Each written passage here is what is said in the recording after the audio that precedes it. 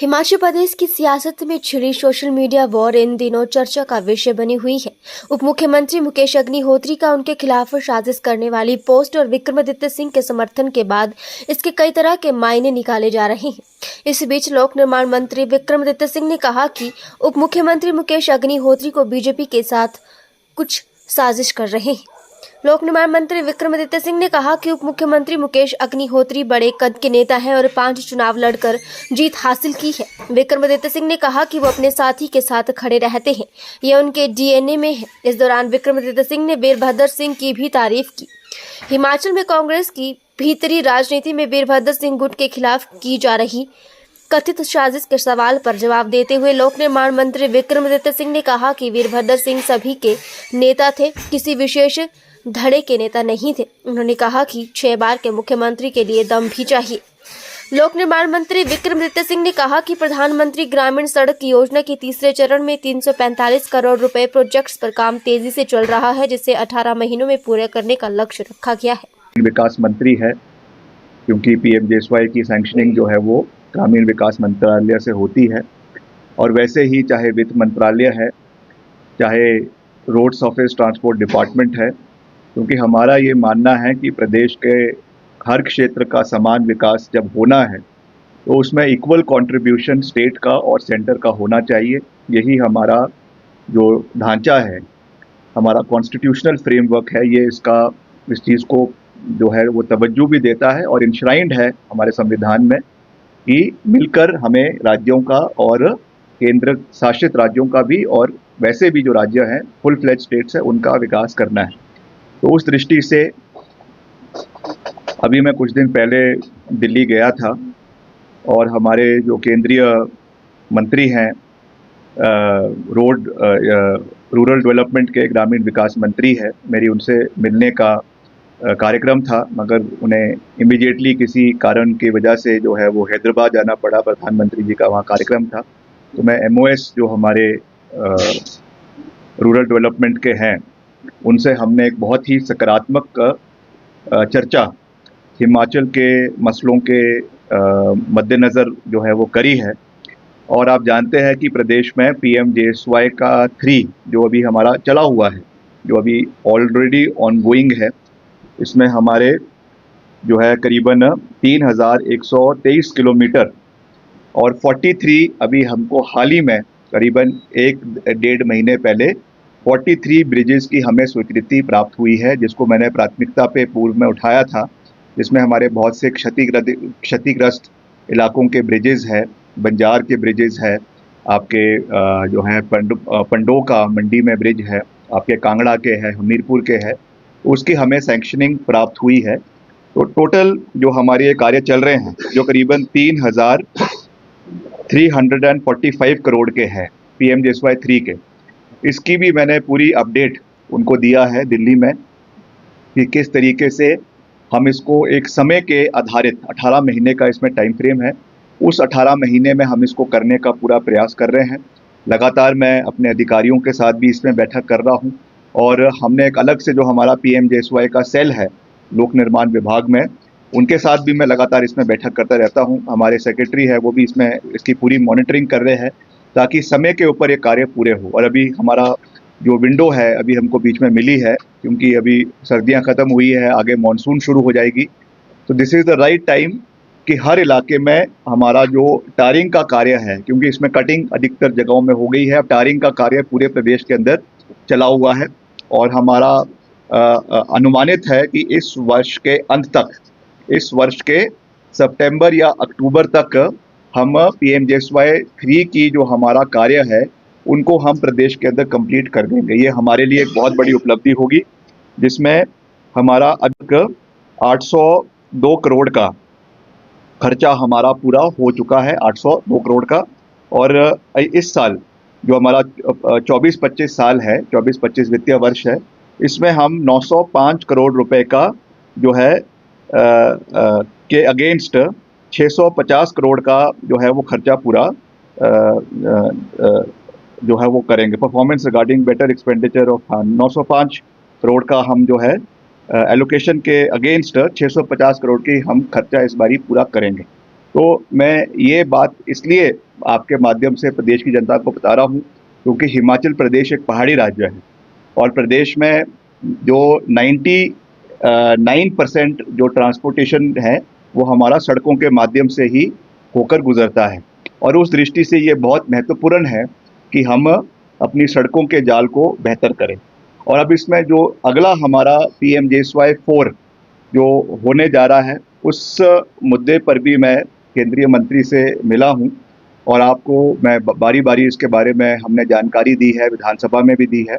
और आज फिर से मैं इस बात को रिइटरेट कर रहा हूँ कि बहुत जल्दी मुझे केंद्रीय मंत्री ने इसके बारे में जो है वो पूर्ण रूप से आश्वासन दिया है कि अगले कुछ ही दिनों के अंदर PMJSY 4 में हमको जो है करीबन आपके 1400 किलोमीटर, राउंड फिगर है क्योंकि ऊपर नीचे भी हो सकता है, मगर करीबन 1400 किलोमीटर की स्वीकृति हमें अगले कुछ दिन के अंदर प्रदेश के अंदर मिलने जा रही है। इसमें हमारी कुल मिलाकर जो हमने यहाँ से हैबिटेशंस भेजी है वो 1560 है। 1560 आपके जो है आबादी तय गांव जिनको जोड़ने का सरकार प्रयास कर रही है, जिसमें हमारे 200 से 250 की आबादी जो है 150 से 200 की आबादी और ऊपर हायर साइड पे 250 की आबादी के हैबिटेशंस को हम जोड़ने का पूरा प्रयास आने वाले समय में करेंगे। इसमें कुछ ऑब्जेक्शंस भी उन्होंने लगाई थी, कुछ जो इसमें करीबन 247 हैबिटेशंस है जो जिसमें उन्होंने कुछ ऑब्जेक्शंस लगाई है। मैंने उस विषय को भी माननीय मंत्री के समक्ष उठाया, पासवान जी के समक्ष, और उन्होंने जो इनकी टीम है नरीडा की NRIDA इसके जो है इनको यहाँ पे भेजा है, हिमाचल आए हैं वो लोग, और वो सारे इसमें जो ऑब्जेक्शंस है इसको क्लियर कर रहे हैं ताकि जो भी हमारी सैंक्शनिंग है, जो हमारा एक्चुअल स्ट्रेंथ हमने भेजी है 1560 हैबिटेशंस की, वो हमको मिले। क्योंकि हिमाचल की भौगोलिक परिस्थिति ऐसी है कि जो हमारा लोअर इलाका है हिमाचल का, चाहे ऊना है, चाहे कांगड़ा है, चाहे हमीरपुर है, बिलासपुर है, यहाँ की भौगोलिक परिस्थिति जो है वो ऊपरले हिमाचल से अलग है। तो ये अधिकतर जो हमारी सड़कें इसमें आएगी PMJSY 4 में, ये मैक्सिमम 80% जो है ये ऊपरले हिमाचल की आएगी। तो ये मैं स्थिति इसलिए स्पष्ट कर रहा हूँ क्योंकि ये ज्योग्राफिकल कंडीशंस के हिसाब से इसको देखा जा रहा है।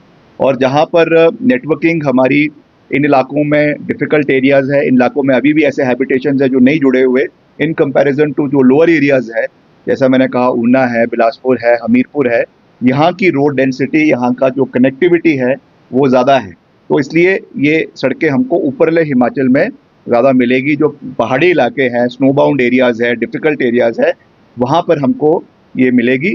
और दूसरा इसमें जो हमारे शेड्यूल ट्राइब्स है, शेड्यूल ट्राइब एरियाज़ है, चाहे वो लाहौल स्पीति है, पांगी भरमौर है या किन्नौर है, क्योंकि एक मैंडेट इसमें ये भी है PMJSY 4 में कि अधिकतर जो है वो हमारे जो ट्राइबल एरियाज़ है वहाँ पर इसको जोड़ने का केंद्र सरकार का एक प्राथमिकता वो उसको दे रही है। तो मैक्सिमम सड़कें हमारी इसमें हालांकि और एरियाज़ में भी आएगी, मगर जो फोकस इस बारी PMJSY 4 का है वो ट्राइबल एरियाज़ का है। तो उसमें भी जो हमारे, जैसा मैंने कहा, जनजातीय क्षेत्र के लोग हैं वो इससे बहुत ज़्यादा लाभान्वित आने वाले समय में होने जा रहे हैं। तो ये भी मैं कहना चाहूँगा। मगर मैंने सोशल मीडिया के माध्यम से भी कहा है, वैसे भी मैं राजनीतिक मंचों के माध्यम से, सार्वजनिक मंचों के माध्यम से भी ये बात कहना चाहता हूँ। और आज फिर से विनम्रता से प्रदेश की जनता से ये अपील करना चाहता हूँ कि ये सड़कें तभी बन पाएगी अगर खुले मन से प्रदेश की जनता उसके लिए समर्थन करेगी। हमने पूरा रोड मैप बना दिया है, जैसा मैंने कहा कि हमारे करीबन 1400 किलोमीटर सड़कों हमको मिलने अनुमानित है, जिसकी सारी प्रक्रियाएं ऑलमोस्ट पूरी हो चुकी है और कुछ ही दिन में हमको ये स्वीकृति मिल जाएगी। मगर इसमें सबसे बड़ी कंडीशन है अवेलेबिलिटी ऑफ लैंड। तो ये मेरा निवेदन है प्रदेश की जनता से कि आपको इसमें बड़ा दिल दिखाना पड़ेगा और जहाँ जहाँ पर भी इसमें निजी भूमि आ रही है उसकी पूरी हम रिपोर्ट अपने विभाग के माध्यम से मंगा रहे हैं। जो भी इसमें लोग हैं जिनकी ज़मीनें इसमें आ रही है उनको विभाग के नाम जो है वो गिफ्ट डीड करना पड़ेगा, क्योंकि मैं पहले ही सार्वजनिक मंच से भी कह चुका हूँ, विधानसभा में भी इस बात को मैं बड़े क्लियरली कह चुका हूँ कि 1 इंच नई सड़क पीडब्ल्यूडी नहीं बनाएगी जब तक सारी की सारी ज़मीन पीडब्ल्यूडी के नाम पर नहीं हो जाती, क्योंकि ये सरकारें तो कंटिन्यूटी में चलती है, आज है, आज दूसरी है, आज कोई है, कल दूसरी है। तो मगर लाइबिलिटीज़ जो है, जो एसेट्स है, लाइबिलिटीज़ है, वो तो कांस्टेंट चलती रहती है। तो ये हमने सीखा है पूर्व की सरकारों की, आप कमियां कह लो, या उस समय इस चीज़ पे इतना फोकस नहीं दिया गया, उस समय जो है वो गिफ्ट डीड्स नहीं दी गई, और आज उसका भुगतान हमको लगातार, जब भी मैं ऑफिस आता हूँ, जब भी हम अधिकारियों से बैठक करते हैं, तो इसका करीबन हमारी 1200 करोड़ की लाइबिलिटीज़ केवल आपकी जो है वो लैंड एक्विजिशन की बन चुकी है। केसेस है जो 2000 के हैं, 1990s के दशक के हैं, या आपके अर्ली 2000 के हैं, जिसमें लोग अब जो है वो कोर्ट जाना शुरू कर रहे हैं। हो सकता है कि उनके परिवार में किसी ने लिया हो, अब उनकी मृत्यु हो गई, आगे उनके जो लीगल एयर है वो उसका जो है जो है मुआवजा वो जो है कोर्ट से मांग रहे हैं। कई उसमें कोर्ट ने ऑर्डर भी कर दिए हैं। हमने हालांकि उसको एसएलपी के माध्यम से सुप्रीम कोर्ट में उसको चैलेंज किया है, मगर फिर भी हम नहीं चाहते कि भविष्य में इस तरीके की लाइबिलिटीज़ क्रिएट हो। इसलिए मेरा ये प्रदेश का लोक निर्माण मंत्री होने के नाते मेरा निवेदन है, विनम्र निवेदन है प्रदेश की जनता से, कि जो भी इसमें, जिसकी भी इसमें ज़मीनें आ रही हैं, थोड़ी है, चाहे 1 बीसवा है, 2 बीसवा है, 3 बीसवा है, वो जो है वो डिपार्टमेंट के नाम करने की जो है वो करे, और हम उनको ऑनर भी करेंगे। आने वाले समय में जो वॉलंटरीली इस चीज़ को करेंगे, निश्चित तौर से उनको याद रखा जाएगा। हम कोशिश करेंगे, जहाँ पे बहुत बड़े स्तर पे ये किया गया है, कुछ ना कुछ हम एक मैकेनिज्म बनाएंगे जिससे उन लोगों को, उस क्षेत्र के लोगों को भी ऑनर किया जाएगा, ताकि याद रखा जाए कि उस क्षेत्र के विकास में उन लोगों का भी योगदान है। तो उसका हम एक मैकेनिज्म बनाएंगे, मगर हम नहीं चाहते कि इसकी वजह से कोई अटकलें बने। इसलिए ये मेरा विनम्र निवेदन है कि इसको हमें आगे लेकर जाना है। तो मैं यही आज कहना चाहता हूँ कि जब भी हम चाहते हैं, जैसे मैं हमेशा हम प्रयास करते हैं कि समय समय पर दिल्ली जाए, समय समय पर हिमाचल के मसलों को वहाँ पर उठाए, और जैसा मैंने आपको कहा कि ये हमारे लिए एक बहुत बड़ी अचीवमेंट इस वित्तीय वर्ष में होने जा रही है। और मैं फिर से ऑन रिकॉर्ड कह रहा हूँ कि मुझे खुशी है कि मेरे 2 साल के कार्यकाल में, पर्टिकुलरली एज पीडब्ल्यूडी मिनिस्टर, मेरे जो है डिपार्टमेंट में हम केंद्र से करीबन 5,000 करोड़ रुपए हिमाचल में लाने में सफल हुए हैं। चाहे वो PMJSY 3 का है, चाहे वो CRF का है, चाहे वो और हम स्कीम्स में लेकर आए हैं। तो ऑन रिकॉर्ड ये बात मैं कह रहा हूँ, और आने वाले समय में भी हम लगातार एक सकारात्मक राजनीति करते हुए, हम सकारात्मक रूप से आगे बढ़ते हुए हिमाचल के मसलों को प्रदेश में भी हल करेंगे, और केंद्र से भी जो सहयोग हिमाचल के लिए लाना है उसको लाने का भी हम भरसक प्रयास आने वाले समय में करते रहेंगे। इसका मैं प्रदेश की जनता को पूर्ण रूप से विश्वास दिलाना चाहता हूँ। ये भी एक बहुत महत्वपूर्ण फैसला है कि हमारा इन्वेंट्री काफ़ी बड़ी है। प्रदेश में करीबन 2000 से 2500 कमरे हैं। इन्वेंट्री जो हमारी है, ये प्रदेश में सर्किट हाउसेज है, रेस्ट हाउसेज है, पीडब्ल्यूडी के बहुत अच्छी अच्छी जगहों में है, और ये प्रचलन रहा है, हर सरकार में रहा है। इसमें कोई दो राय नहीं है कि VIP कल्चर एक रेस्ट हाउसेज में रहता है, चाहे वो कोई भी सरकार हो। तो हमने ये निर्णय लिया है कि हम इस VIP कल्चर को ख़त्म करना चाहते हैं। इसलिए एक कमरे को छोड़कर, क्योंकि कभी कोई विधायक है, कोई मंत्री है, या कोई अफसर भी है, किसी एरिया में किसी इंस्पेक्शन पे जाना चाहते हैं, तो एक कमरे की अवेलेबिलिटी एक रेस्ट हाउस में एज अ VIP बुकिंग होनी चाहिए। उसके अलावा जितने भी कमरे हैं, वो सारे कमरे जो है वो आम पब्लिक के लिए, चाहे वो हिमाचल के हैं, चाहे वो टूरिस्ट है, उनके लिए खोल दिए जाएंगे। पिछले कल ही मैंने सेक्रेटरी PWD को बुलाया था, और हमने उनसे इसके ऊपर चर्चा करी है, और कल ही इसकी नोटिफिकेशन जो है वो निकाल दी गई है, और इसको हम बेहतर करेंगे। ये मैं क्यों कह रहा हूँ, क्योंकि मैं जानता हूँ कि कमरा केवल एक ही अच्छा होता है, बाकी कमरों के हाल अच्छे नहीं हैं। तो उसके लिए भी हम पूरा प्रयास करेंगे कि जो हमारे सब कमरे हैं, सबका लिविंग स्टैंडर्ड, चाहे वहाँ पे तौलिए है, चाहे वहाँ पे बेडशीट्स है, चाहे वहाँ पे प्रॉपर फर्निशिंग है, मैं ये नहीं कहूँगा कि लग्जरियस रूप से है, मगर एक बेसिक कम्युनिटीज़ सफाई होनी चाहिए, और बेसिक कम्युनिटीज़ वहाँ पे लोगों को मिलनी चाहिए। गीज़र जो है ठीक होना चाहिए, पानी अच्छा आना चाहिए, ताकि उसका जो वो चार्ज कर रहे हैं, वो चार्ज उससे वो वाजिब हो। तो उसके लिए मैंने पिछले कल ही अभी भी मैंने अपनी एएनसी को बुलाया है। मैं इसके लिए जो नेसेसरी इंस्ट्रक्शंस है वो हम देंगे और ऑनलाइन तरीके से ये बुकिंग करवाई जाएगी, पारदर्शिता तरीके से होगी और first come first serve basis पे होगी। अगर किसी ने ले भी लिया, कमरा बुक हो गया, उसके बाद उन कमरों में कोई भी आए वो उसको हम कैंसिल नहीं करेंगे। उस पर प्राथमिकता जो है वो टूरिस्ट को और जो भी उसमें बुकिंग करेगा उनको दी जाएगी। तो मैं समझता हूँ इससे हमारा एक अच्छा इन्वेंट्री, जो जैसे मैंने कहा कि करीबन 2000 से 2500 कमरे हैं हमारे पूरे प्रदेश के अंदर, वहाँ पे लोगों को रहने की सुविधा मिलेगी और उससे हमारे डिपार्टमेंट को भी इनकम आएगी। जो हमारे रेस्ट हाउसेज हैं उनको चलाने का खर्चा जो अभी हम डिपार्टमेंट की ओर से दे रहे हैं वो भी सेल्फ सस्टेनिंग बन जाएंगे और वो खुद अपना खर्चा करके वहाँ पे जो भी लोग रखे हैं, चाहे मल्टीटास्क है, चौकीदार है, कुक है या और भी अगर लोग रखने पड़ेंगे तो उनका खर्चा भी उसी से निकल जाएगा।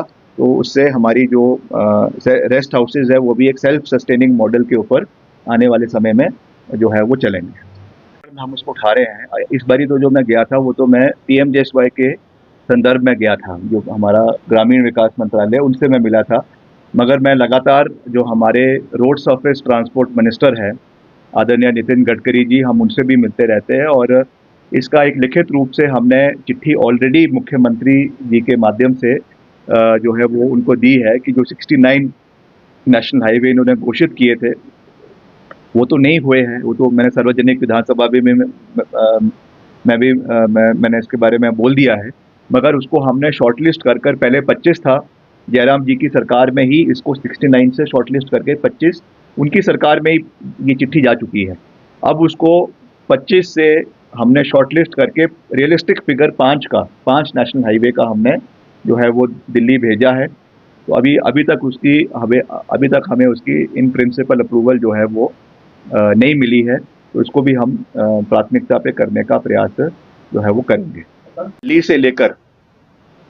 से लेकर नारकंडा और नारकंडा से रामपुर, इसके लिए भी मुख्यमंत्री जी ने भी इसके लिए रुचि दिखाई है और हमने इसकी एक चिट्ठी जो है वो NHAI को भेज दी है कि इसको 4 लेन जो है वो किया जाए, क्योंकि अब ढली तक तो आपका 4 लेन हो चुका है।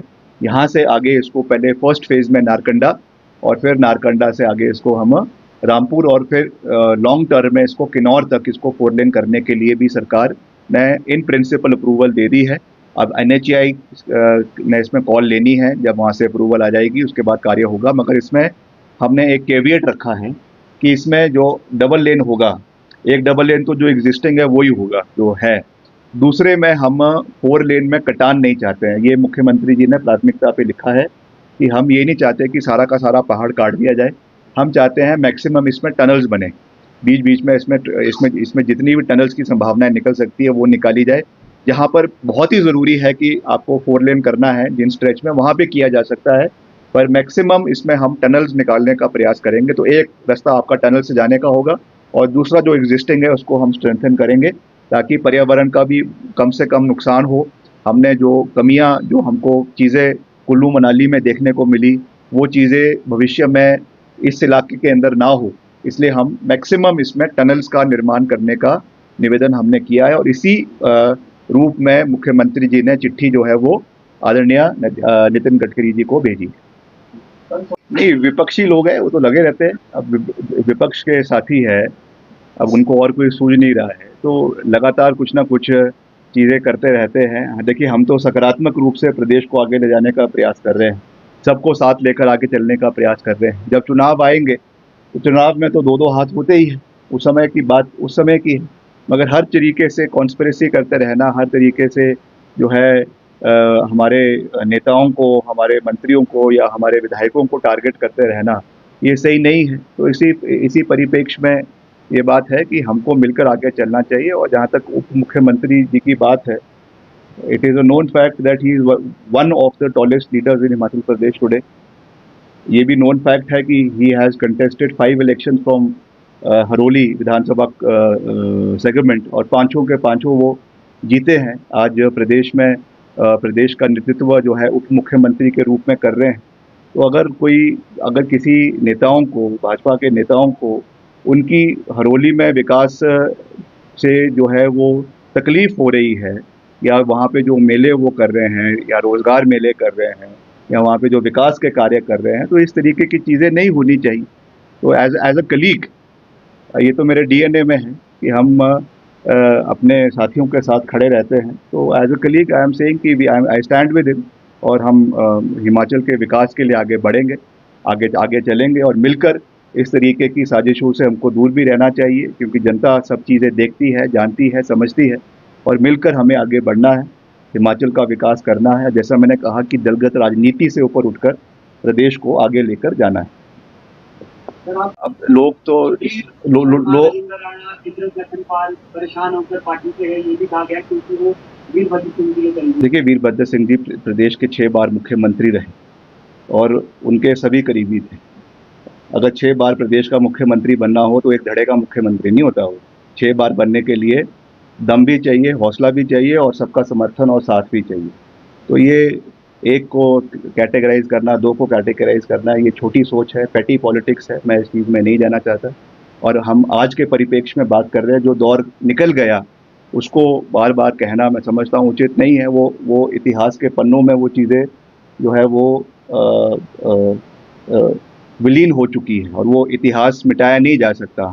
चाहते हुए भी इतिहास को मिटाया नहीं जा सकता, मगर हमें भविष्य में और वर्तमान की और भविष्य की बात करनी है।